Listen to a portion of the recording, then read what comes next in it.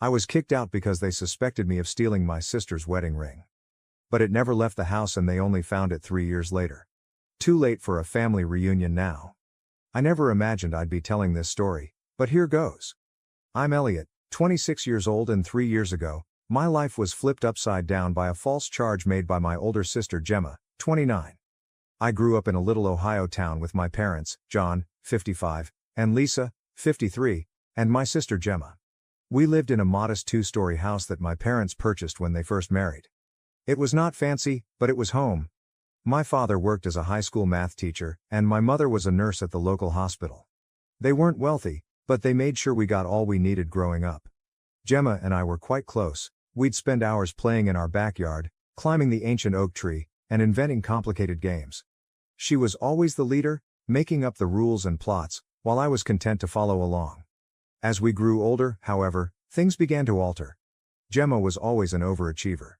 She was the top of her class, captain of the debate team, and appeared to thrive in whatever she tried. In contrast, I was more laid back. I performed okay in school, but I was never as motivated as Gemma. As we approached our adolescence, this disparity began to erode our relationship. By the time Gemma left for college, we had grown apart. She attended a prominent university on a scholarship, whilst I stayed local and attended community college. I didn't know what I wanted to accomplish with my life, so I took a range of classes to figure it out. Gemma relocated to the city after graduating from college and began working at a large marketing agency. She'd return home for holidays and occasional weekends, full of stories about her fascinating life and excellent profession. I couldn't help feeling inferior. In contrast, I was still living at home, working part-time at the local grocery shop, and trying to figure out my next step.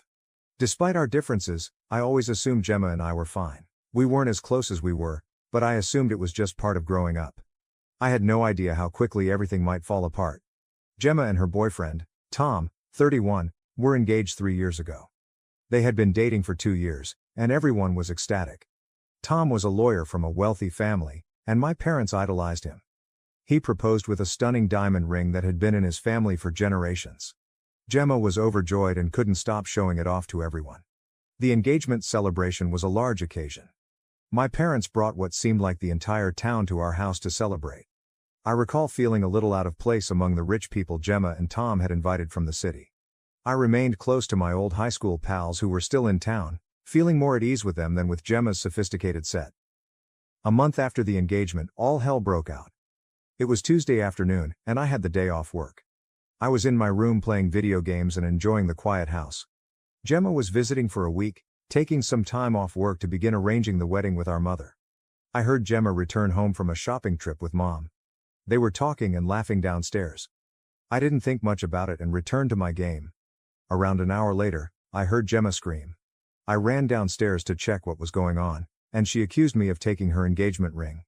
She explained that she took it off while doing dishes and left it on the kitchen counter. When she returned to grab it, it was gone. I was stunned and quickly denied taking it, but Gemma refused to listen.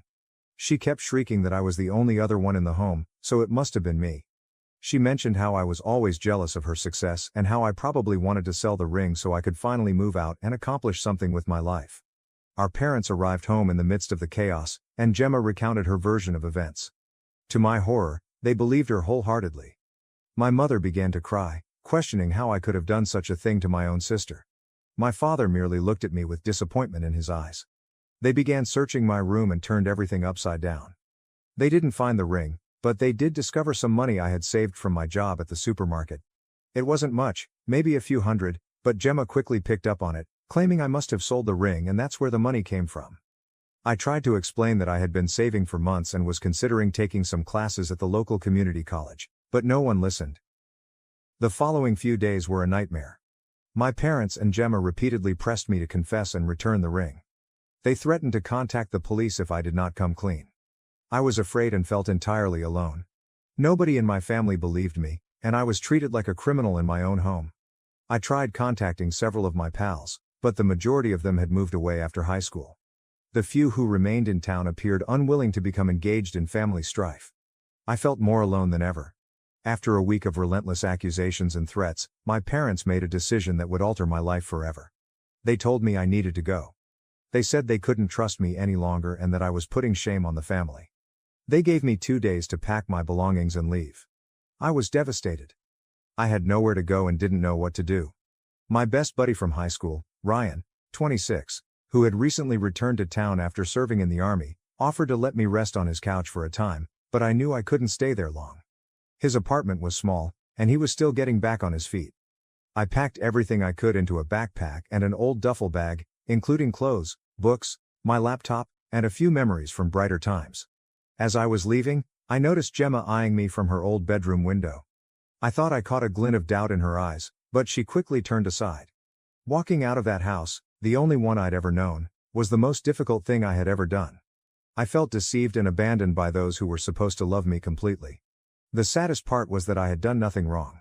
For the next 2 months, I alternated between Ryan's couch and cheap motels as I could afford them. I took on any odd jobs I could find to make ends meet. I've worked as a dishwasher, dog walker, and even spent a few weeks on a construction job. It was a challenge, but I was determined to prove my innocence and succeed on my own. Eventually, I got a solid job at a warehouse on the outskirts of town. The job was hard, the hours were long, but the pay was consistent. The salary wasn't spectacular, but it allowed me to rent a modest room in a shared house with some other warehouse workers. I gradually began rebuilding my life, but the grief of what had happened never went away. I'd lie awake at night, repeating the events in my memory and wondering how they had gone so wrong. How could my family have turned against me so quickly? How could Gemma, who had grown up with me and knew me better than anyone else, believe I would do such a thing? I cut all communication with my family. They attempted to contact me several times in the beginning. My mother would leave heartfelt voicemails urging me to come home and make things right. My father sent a few text messages indicating we needed to discuss. Gemma did show up at the warehouse once, but I declined to see her. I couldn't bear to speak with them after what they had done. They were no longer my family. For 3 years, this was how I lived. I made new friends at work and in my shared home. We'd hang out after shifts, drink beer, and watch games. It wasn't the life I had envisioned for myself, but it was mine, and I had created it from scratch. I worked hard and was even promoted to shift supervisor at the warehouse. I started attending online classes to learn business management. I was slowly deciding what I wanted to accomplish with my life, but there was always a part of me that was outraged and wounded by what had occurred. I missed my previous life and family, but I couldn't forgive them for not believing me. Every holiday season was challenging.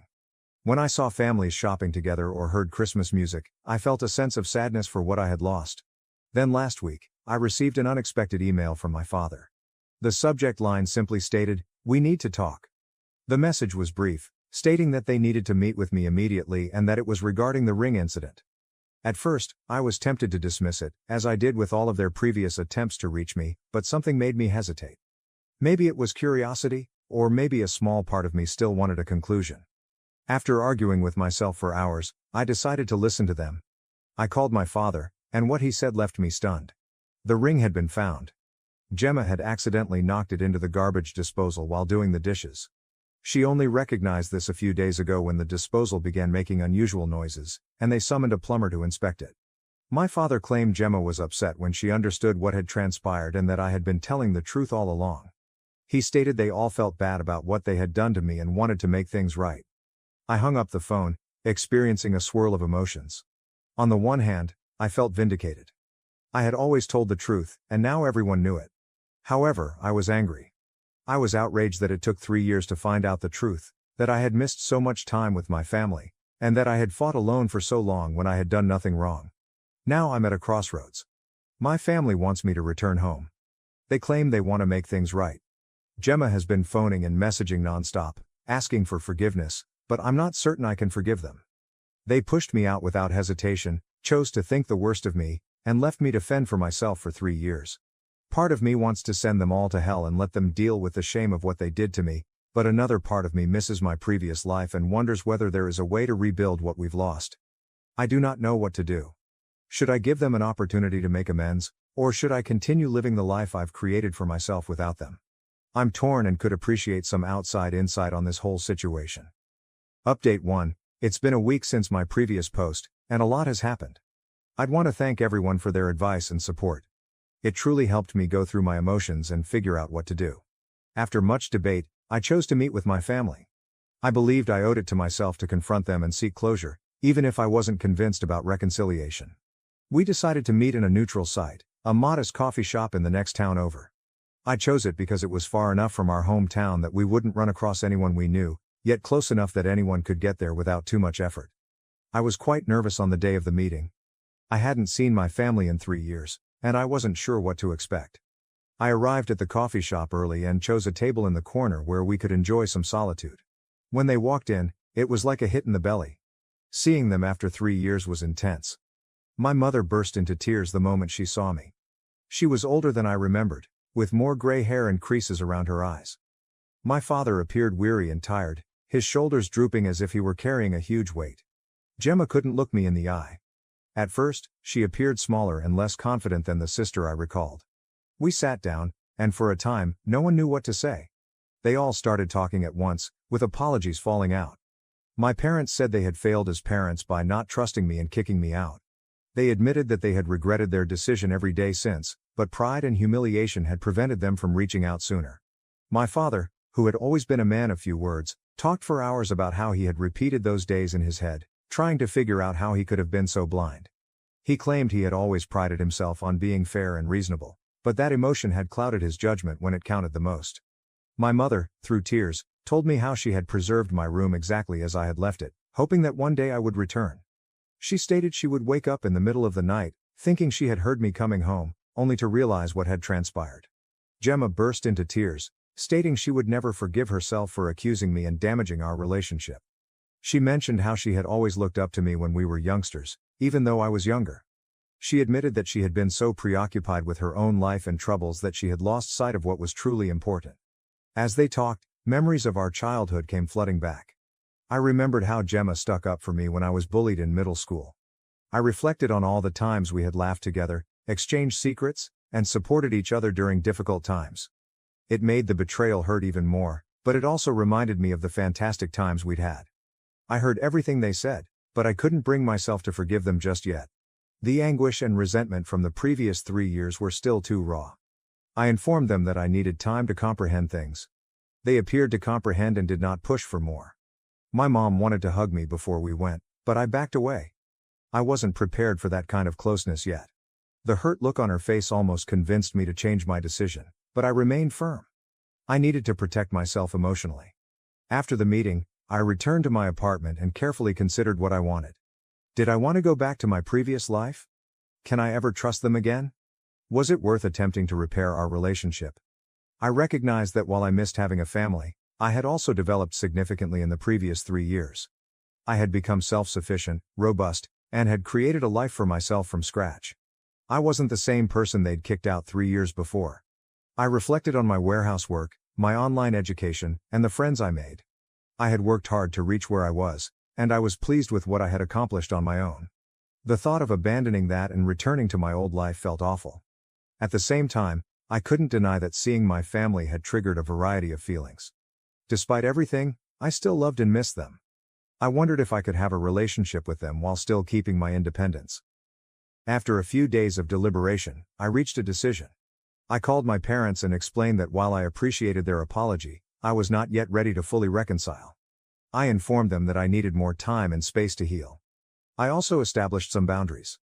I indicated I was willing to maintain minimal contact with them, but I wasn't going back home or pretending nothing had occurred. I told them that if we were to continue our connection, it had to be on my terms.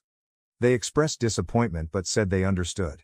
They promised to respect my boundaries and allow me the time I needed. My mother asked if she might phone me once a week to check in, and I agreed, assuming it would be a nice approach to gradually re-establish trust. As for Gemma, I've decided to keep my distance for now. Her actions had affected me the most, and I wasn't ready to forgive her just yet. I told her I needed more time before I could consider having another relationship with her. She was upset but explained that she understood and would wait until I was ready. It's been a rough week with many emotional highs and lows. I've had moments when I question my decision, wondering if I'm being too harsh or if I'm passing up an opportunity to reunite with my family. But then I recall how quickly they turned on me, and I realize I'm doing the right thing by taking things slowly. I've also started researching therapeutic possibilities. Many of you suggested it in the comments, and I believe it would be beneficial to have a professional to speak with while I navigate this tricky situation. I've never been to therapy before, so I'm a little nervous, but I think it could be beneficial to me. For the time being, my primary focus is on my job and studies. I have a huge project coming up at work, and I'm determined not to let all of this family drama distract me from my goals. I am also thinking about moving to a better apartment. I've been saving, and I think I'm ready for a place of my own without roommates. Thank you again for your support. It's comforting to know that there are individuals out there who understand and care, even if we've never met. I'll provide an update if anything substantial changes. Update 2. It's been almost a month since my last update, and I'd like to share some developments. I've been sticking to the boundaries I've established with my family. We've had a few phone calls and text messages, but nothing particularly intense. It's been okay. Awkward at times, but not as painful as I expected. My parents have mostly respected my wishes. They check in every now and then, but they don't ask for more than I'm prepared to provide. I can tell they are working hard to rebuild trust, but it is a slow process. My mother calls once a week, as we promised. These calls were strained at first, with extended silences, but they are becoming easier. We usually discuss neutral issues such as her employment at the hospital, the weather, and my online education. It's not much, but it's a beginning. My father has been sending me short emails, usually simply to check in or share something he thinks I'd be interested in. Last week, he forwarded me an article about a new business launching in our hometown. It was a little gesture, but it reminded me of how he would clip newspaper stories for me when I was younger. Gemma struggled with the barrier I'd created between us. She sent me many long, emotional texts apologizing and pleading for the opportunity to make things right. I responded simply, stating that I need more time. It's difficult, but I'm holding firm on this. I know she's hurting, but I'm not prepared to deal with her feelings on top of mine. The big news is that I have started treatment. I discovered a counselor that specializes in family trauma, and we've had a few sessions thus far. It has been difficult to bring up all of the grief from the past, but I believe it is helping. My therapist is assisting me in resolving my anger and trust issues, as well as providing me with strategies for setting good boundaries. In our last session, we discussed how the incident with the ring was more than just the accusation, but also years of feeling like I didn't measure up to Gemma's accomplishments. It's made me recognize that there were difficulties in our family dynamic long before the ring incident and that healing will require addressing those as well. One unanticipated result of all of this is that I've become closer to my pals, particularly Ryan. They've been extremely supportive throughout the entire ordeal. Ryan even offered to accompany me to any future family meetings for moral support. It's taught me that family is more than just blood. It's about who supports you when things go rough. Work has been a welcome distraction. I've poured myself into my career and even received a modest promotion. I'm now in charge of inventory management for my shift, which means additional responsibility and a minor pay increase. It is nice to have something pleasant to focus on. In terms of my living situation, I've decided to stay where I am for the time being. It's not much, but it's mine and symbolizes the independence I've worked so hard for. My parents offered to help me find a better place, but I declined. I have to do this on my own. However, I began to carefully consider choices for furthering my studies. A state institution located approximately an hour distant provides night classes. I am considering applying to their business program. It would be a significant move, but I believe I'm prepared for it. Overall, I'm taking it one day at a time. Certain days are harder than others. There are times when I mourn our easy connection as a family, but then I recall how fast they turned on me, and I realize I can't rush this process. My therapist thinks it's good to have mixed feelings about everything. She encourages me to be patient with myself and not feel obligated to forgive before I'm ready. We're working on techniques for dealing with upcoming family gatherings and holidays, which are making me more apprehensive than I'd like to admit. For the time being, my priorities are recovering and creating a life I can be proud of, with or without my family. It's not easy, but I'm positive about the future. I'm learning that it's all right to put myself first and that creating boundaries does not make me a horrible person. Thank you for your continuing support. Your comments and messages have provided me with strength during this process. It's comforting to know I'm not alone in coping with familial issues like these. Update 3. It's been 6 months since my original post, so I thought it was time for a last update. A lot has changed during the last few months. The biggest news is that I've decided to relocate to a different place in search of a new employment opportunity. It's a significant advancement in my profession, and I'm looking forward to the new opportunities. The job is with a logistics company, and the work is comparable to what I did at the warehouse, but on a much larger scale. It's a management role, which I've been working toward for a while. The income is much higher than what I was making previously, and it includes benefits such as health insurance and a 401k plan. Before making this decision, I had a lengthy conversation with my therapist. We talked about how this move will influence my healing process and my relationship with my family. Finally, we agreed that this could be a good thing for me, an opportunity to fully stand on my own 2 feet and identify myself outside of the family drama. I informed my parents about the transfer last week. They were astonished and disappointed, yet they expressed their understanding. My mother cried a little, stating she had hoped we'd have more time to restore our relationship before my departure. My father was more stoic, but I could see he was disappointed too. They were both concerned about me being alone in a strange place, but I told them that I'd be okay. Gemma took it the hardest. After I told her, she showed up unannounced to my flat, pleading with me not to go. She admitted that she felt like she was losing me all over again. It was a challenging conversation, but I held my ground. I informed her that this was something I needed to do for myself and that our relationship was not in a position where her opinion could influence my decision. Our relationship is improving, but it is not perfect. We've enjoyed several family dinners in recent months. They've been uncomfortable and awkward at times, but we're gradually learning to be around each other again. Trust is still a major issue. I sometimes question their motives, wondering if they truly believe what they say or if they are simply attempting to relieve their guilt. My therapist has been crucial throughout this. She has helped me analyze my emotions and create boundaries. She has emphasized that forgiveness does not imply forgetting or pretending that the trauma never happened. It's about letting go of my anger in order to find peace of mind. I've taken that to heart. While I don't believe I'll ever forget what happened, I'm attempting to forgive my family, not for their sake, but for mine. It was hard to carry around all of my anger and bitterness, and I'm ready to let it go. As I prepare for this relocation, I've been thinking about everything that has transpired. 3 years ago, I thought my life was finished. I'd lost everything, including everyone I cared about. But now I see how much I've learned from that experience. I'm stronger, more independent, and have a better understanding of my own worth than I ever had. I don't know what the future holds for me and my family. We intend to stay in touch once I relocate, with weekly phone calls and visits during the holidays. It's a start. Perhaps with time and distance, we will be able to create something new. For the time being, my attention is focused on the future. I'm excited about my new work, the new city, and the opportunities that await me. I've started looking for apartments online and researched the region where I'll be residing. It's a mix of excitement and trepidation, but I'm largely looking forward to this next chapter in my life. Whatever happens to my family, I'm confident I'll be okay. I've shown to myself that I can deal with whatever life throws at me, and I've learned the value of surrounding myself with people that believe in and support me, whether they're related or not.